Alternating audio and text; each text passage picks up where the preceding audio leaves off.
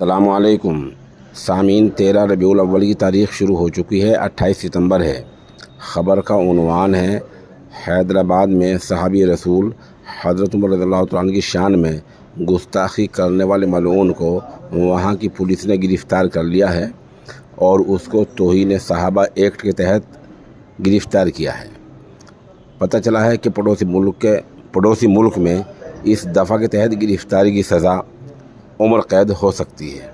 वहाँ के पुलिस अफसर का बयान हम आपको मुकम्मल सुनाई देते हैं।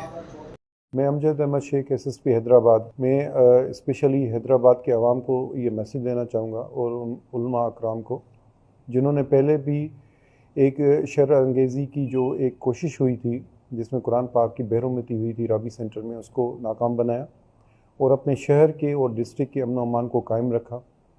उनकी मदद की आज फिर ज़रूरत है और उनको मैं ये बताना चाहूँगा कि ये जिसने भी सहाबा अकराम की शान में गुस्ताखी की है उनके ख़िलाफ़ FIR दर्ज हो चुकी है और उसमें 3 मुल्ज़मान हम गिरफ़्तार कर चुके हैं, जिसमें ज़ुहैब, ज़हीर पंवर और शबीर मल्हा मौजूद हैं।